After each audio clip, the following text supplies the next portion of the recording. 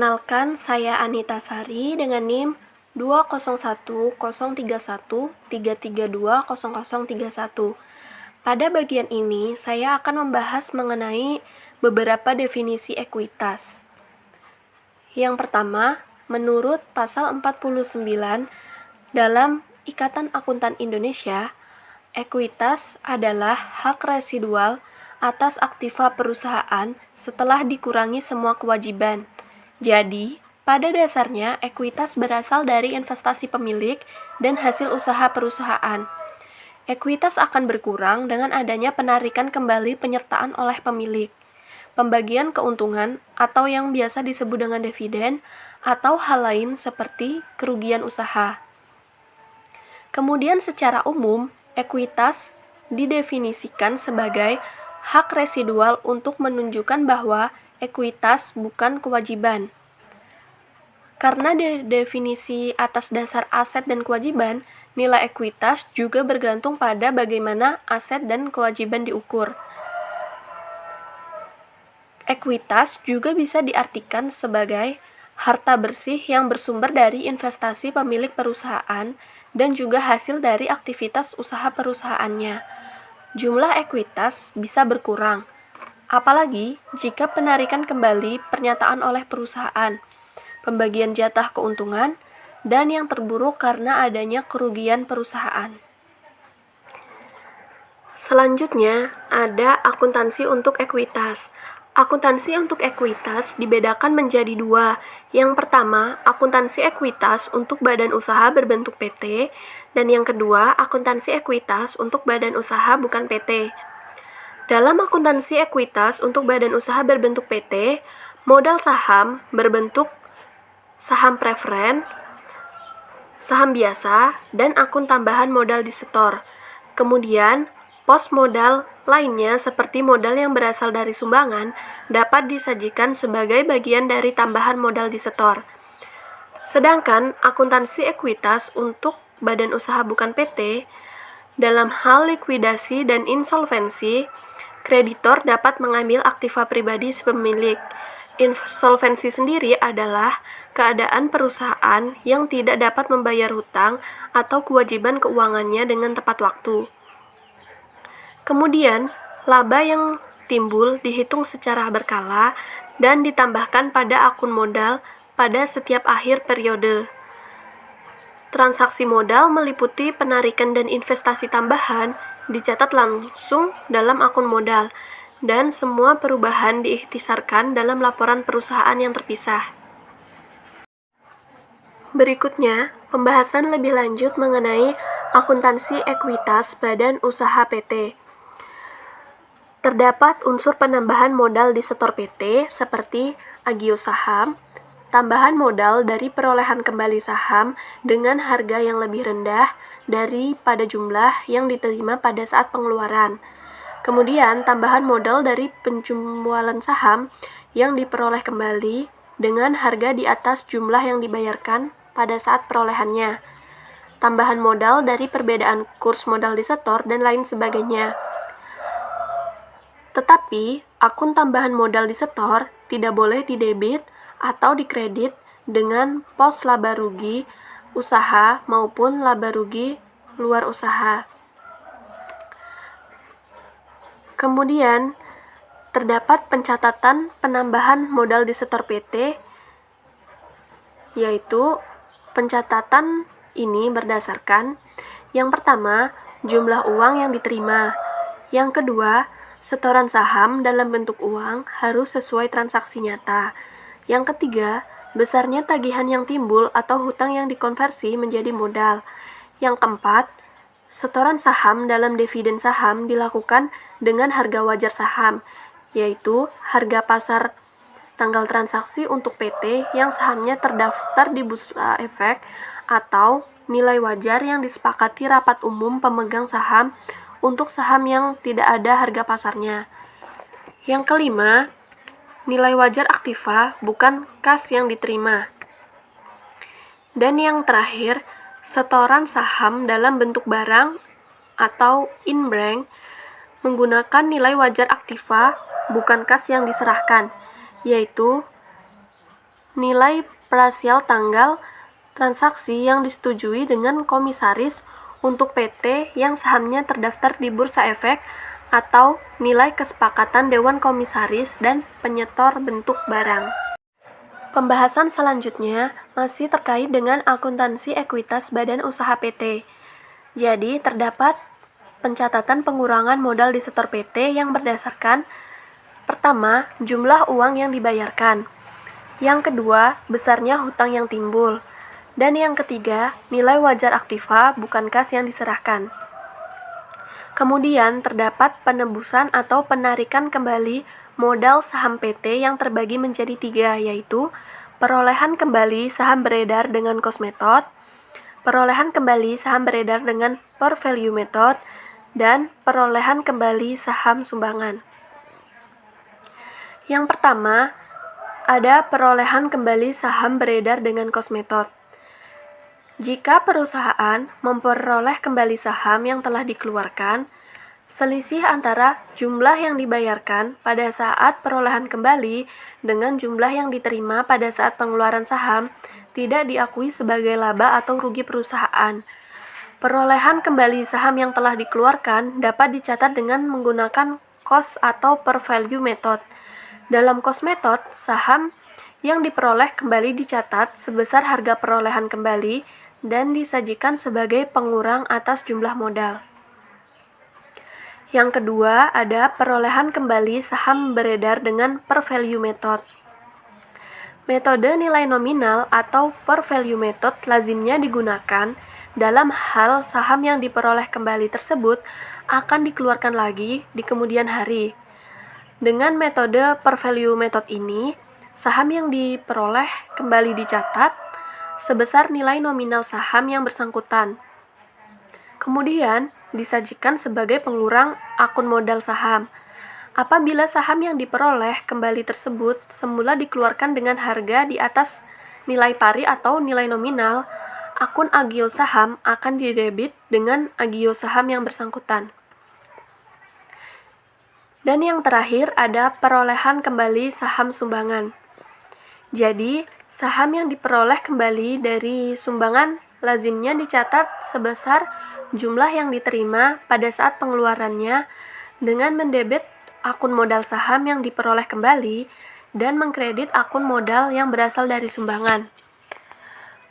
Pada saat saham tersebut dijual kembali, selisih antara jumlah yang tercatat dengan harga jualnya ditambahkan pada akun modal yang berasal dari sumbangan. Itu saja materi yang dapat saya sampaikan. Materi selanjutnya akan disampaikan oleh Argita Ginatasari, Meta Austina Maharani, dan Rima. Halo, nama saya Argita Ginatasari dengan NIM 2010313320009. Di sini saya akan menjelaskan tentang komponen ekuitas. Komponen ekuitas sendiri terdiri dari 3 hal, yaitu modal setoran, laba ditahan, dan penyesuaian modal belum terrealisasi. Yang pertama, modal setoran. Modal setoran itu mencangkup modal yuridis dan modal setoran lainnya. Modal yuridis yang dihitung berdasarkan nilai nominal saham menunjukkan aktivitas neto yang tidak dapat didistribusikan ke pemegang saham. Modal yuridis terdiri dari nilai nominal dari saham preferen, nilai nominal saham biasa, umum atau saham preferen berlangganan, surat saham dan opsi, dividen saham yang akan dibagikan, dan saham biasa dari penerbitan kembali. Sedangkan modal setoran lainnya terdiri dari pada saham preferen, pada saham biasa, dan dari sumber lain seperti pemecahan saham, saham preferen, konversi, dan lain-lain. Yang kedua adalah laba ditahan. Laba ditahan yaitu akumulasi perolehan laba atau rugi sejak perusahaan berdiri sampai periode terakhir. Laba ditahan terdiri dari laporan laba rugi, penyesuaian periode sebelumnya, dan dividen.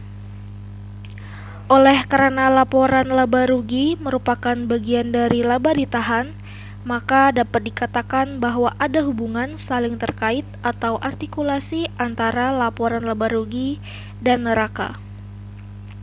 Yang ketiga yaitu penyesuaian modal belum terrealisasi, yang terdiri dari yang pertama, kerugian portofolio yang belum direalisasi untuk efek non-pasar. Yang kedua, selisih kurs yang belum direalisasi dan rugi. Dan terakhir, modal sumbangan. Slide selanjutnya, saya akan menjelaskan mengenai jenis-jenis ekuitas. Ekuitas sendiri menunjukkan hak kepemilikan perusahaan sebagai akibat investasi yang dilakukan pemilik ke dalam perusahaan. Struktur ekuitas perusahaan akan tergantung pada bentuk badan usaha perusahaan. Bentuk badan usaha perusahaan terbagi menjadi 3. Yang pertama, perusahaan perorangan. Yang kedua, persekutuan firma. Dan yang ketiga, perseroan terbatas. Di slide ini diawali dengan perusahaan perorangan dan persekutuan firma. Perusahaan perorangan merupakan perusahaan yang dimiliki oleh satu orang, atau biasanya perusahaan ini dimiliki oleh satu keluarga. Dalam kasus bentuk perusahaan adalah perseorangan, maka ekuitas perusahaan disebut dengan ekuitas atau modal pemilik. Yang selanjutnya, persekutuan firma. Persekutuan atau firma adalah perusahaan yang mana pemiliknya terdiri dari 2 orang atau lebih, yang mengadakan kesepakatan atau menjalankan usaha atas nama perusahaan. Orang-orang yang menyetorkan modal ke perusahaan jenis persekutuan atau firma ini disebut sekutu, sehingga modal persekutuan atau firma disebut dengan ekuitas atau modal sekutu. Di slide ini melanjutkan penjelasan tentang jenis-jenis ekuitas, yaitu bagian ketiga, perseroan terbatas.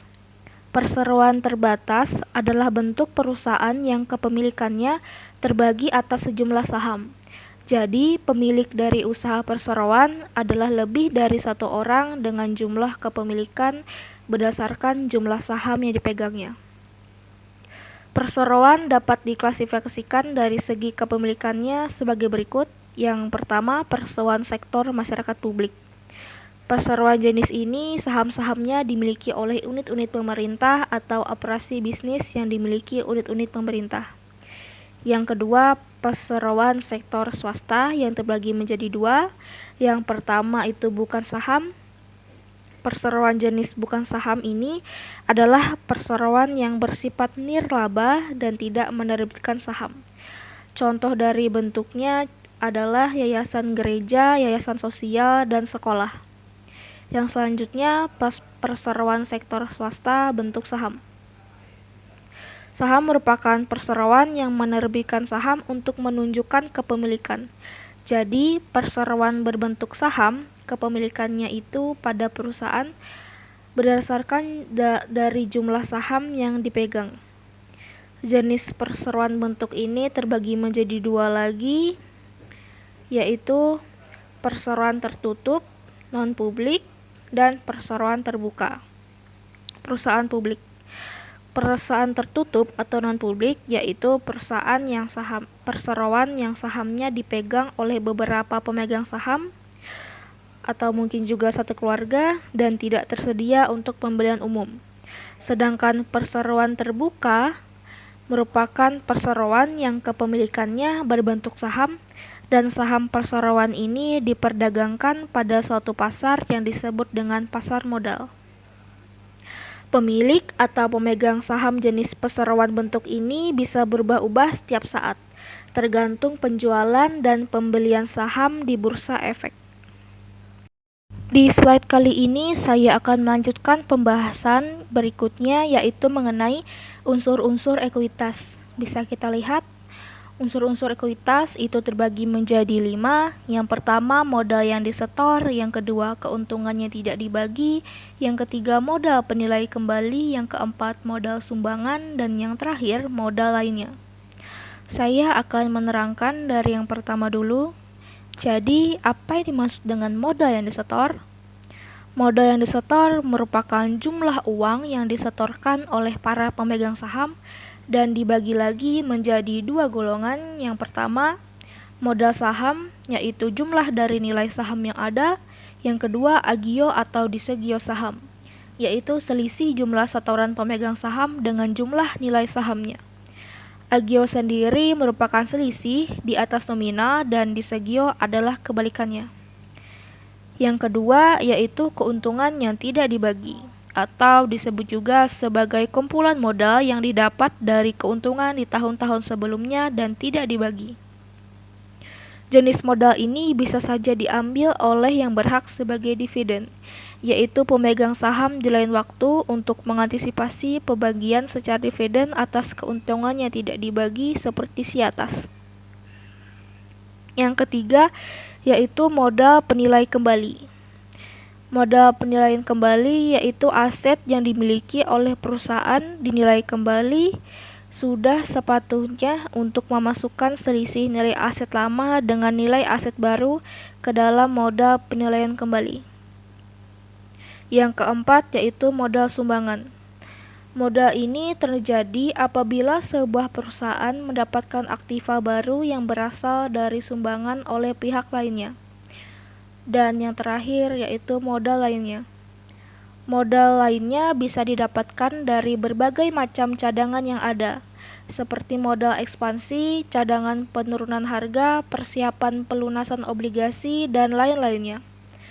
Untuk jumlah keuntungan yang tidak bisa dibagi yang telah masuk ke dalam cadangan dana tidak dapat diminta lagi secara sebuah dividen.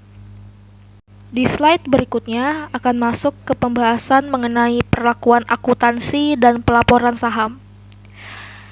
Pada pembahasan pertama yaitu mengenai jenis-jenis saham. Terdapat dua bentuk jenis saham sebagai tanda hak milik pada perusahaan. Yang pertama saham biasa common stock dan yang kedua saham preferred stock. Saham biasa atau common stock adalah saham di mana pemegangnya memiliki hak perseroan secara umum dan pemegangnya menanggung risiko terbatas atas kerugian dan menerima manfaat bila terjadi keuntungan.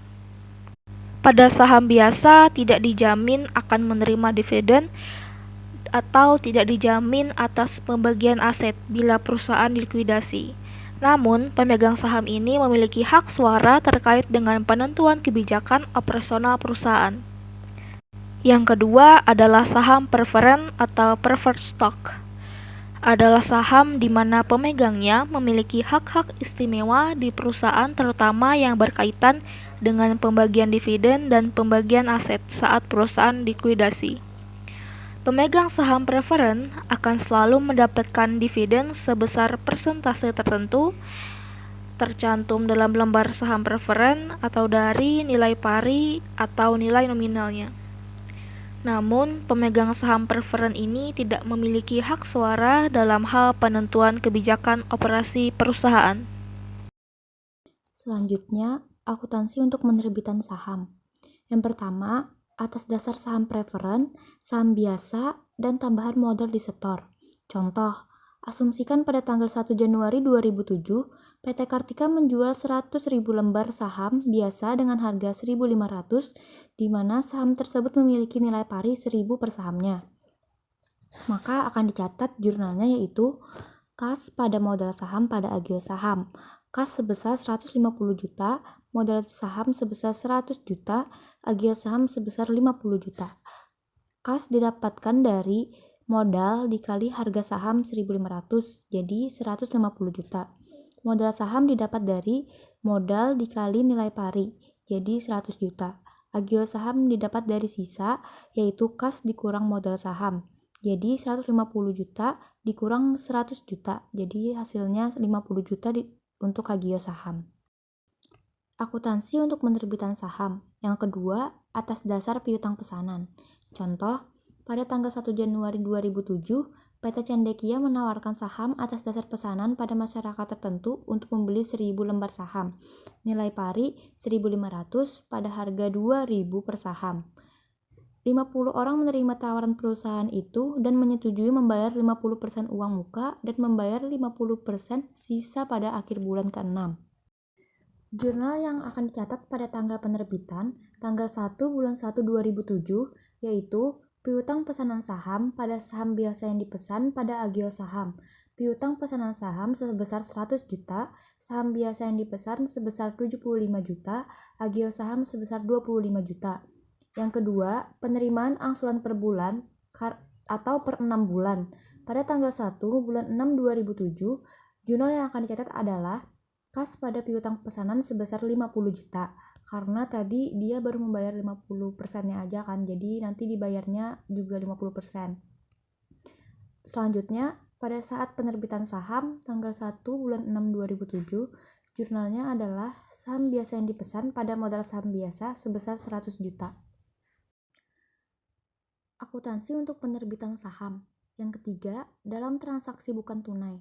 Contoh, serangkaian transaksi berikut menggambarkan prosedur pencatatan penerbitan 10.000 lembar saham biasa dengan nilai pari sebesar Rp10 yang ditukar dengan paten. Nilai pasar wajar atas paten belum dapat ditetapkan, tetapi nilai pasar wajar atas saham diketahui sebesar Rp140.000. Maka, dalam kasus ini, paten akan memperoleh nilai sebesar harga pasar saham. Jurnal yang dibuat adalah paten pada modal saham biasa, pada agio saham biasa. Paten sebesar Rp140.000, modal saham biasa sebesar Rp100.000, agio saham biasa sebesar Rp40.000. Jika ditanya, Rp140.000 dapat di mana? Karena tadi dikatakan dalam kasus ini, nilai paten memperoleh nilai sebesar harga pasar saham. Nah, tadi harga pasar sahamnya itu sebesar Rp140.000, jadi otomatis paten juga Rp140.000. Lalu modal saham biasa Rp100.000 didapat dari 10.000 lembar saham dikali dengan nilai pari Rp10, dapatlah Rp100.000. Agio saham didapat dari paten dikurang modal saham biasa, Rp140.000 dikurang Rp100.000, jadi hasilnya Rp40.000. Pertama-tama, perkenalkan nama saya Rima dengan NIM 201-031-322-0032. Saya akan melanjutkan penjelasan materi-materi selanjutnya hingga terakhir. Baiklah, langsung saja. Pertama, pembahasan mengenai perlakuan akuntansi dan pelaporan saham, poin yang ketiga, yaitu biaya penerbitan saham. Nah, ini pada saat perusahaan akan menerbitkan saham, ada beberapa biaya yang pastinya telah keluar berkaitan dengan penerbitan saham, dan biaya-biaya tersebut harus dilaporkan oleh perusahaan. Biaya-biaya penerbitan saham biasanya mengenai list berikut ini, yaitu biaya pengacara, biaya akuntan publik terdaftar, biaya penjamin emisi dan komisi penjaminan, pengeluaran pencetakan dan pengiriman sertifikat dan laporan registrasi, lalu biaya untuk pengajuan SEC, biaya administrasi dan clerical untuk penyiapan, dan biaya iklan penerbitan. Materi berikut yaitu mengenai perlakuan akuntansi dan pelaporan laba ditahan dan dividen. Pertama-tama, pembahasan mengenai apa itu definisi dari laba ditahan dan dividen itu sendiri. Saldo laba ditahan adalah saldo yang menunjukkan jumlah akuntansi laba atau rugi selama perusahaan beroperasi. Sedangkan dividen itu sendiri adalah laba yang dibagikan kepada para pemegang saham. Hubungannya dengan laba ditahan adalah bahwa pada saat pembagian dividen akan menurunkan saldo laba ditahan di dalam perusahaan tersebut. Lalu, dividen yang dibagikan kepada para pemegang saham dibagi dalam dua bentuk, yaitu dividen tunai. Tidak lain dari dividen yang dibayar perusahaan secara kas atau tunai. Yang kedua adalah dividen saham, yaitu dividen yang dibayarkan dalam bentuk saham. Untuk pemahaman yang lebih dalam, berikut ada ilustrasi pembagian dividen. Misalkan pada tanggal 2 Januari 2007, PT Trisno Purnomo memiliki 1.000 lembar saham preferen 10% dengan nilai pari Rp1 juta dan 2.000 lembar saham biasa dengan nilai pari Rp500.000. Perusahaan mengumumkan akan membagi dividen tunai sebesar Rp1.000 per lembar saham preferen dan Rp500 per lembar untuk saham biasa. Selanjutnya adalah poin terakhirnya, yaitu pelaporan penerbitan saham di neraca. Penyajian akun saham di neraca harus dipisahkan berdasarkan masing-masing jenis saham. Dalam pelaporannya, akun-akun yang harus dipisahkan adalah jenis saham. Apakah saham itu saham preferen atau saham biasa? Yang kedua adalah nilai nominal atau nilai pari untuk tiap jenis sahamnya. Yang ketiga adalah tambahan modal disetor tiap jenis sahamnya. Lalu pada halaman berikutnya disajikan modal saham yang ada di neraca tersebut.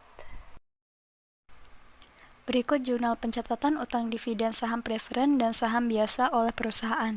Di dalam jurnal tersebut, laba ditahan di debit sejumlah total utang dividen saham preferen dan saham biasa. Utang saham preferen dikredit sejumlah 1 juta rupiah. Dari mana 1 juta rupiah? Dari 1000 lembar saham preferen dikali dengan 1000 rupiah menghasilkan 1 juta rupiah. Sedangkan perhitungan hutang dividen saham biasa adalah 2000 lembar dikali dengan 500 rupiah sama dengan 1 juta rupiah dikreditkan. Total hutang dividen tersebut sama dengan laba ditahan sebesar 2 juta rupiah.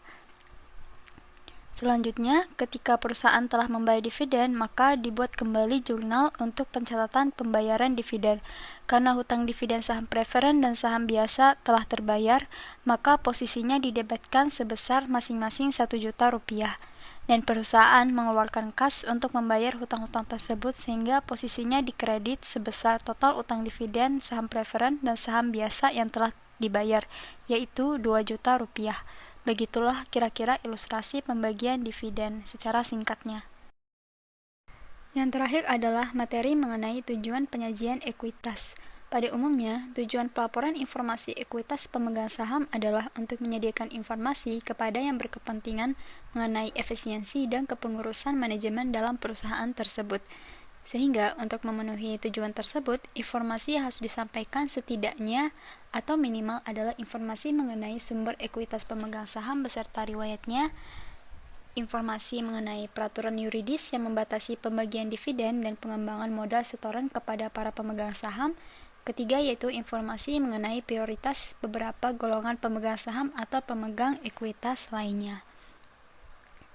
Baiklah, sekian dari saya. Selanjutnya akan saya kembalikan kepada Anita Sari. Baik, mungkin itu saja yang dapat kami sampaikan. Kurang lebihnya mohon maaf. Terima kasih telah menyempatkan untuk menonton video kami. Semoga video ini dapat bermanfaat.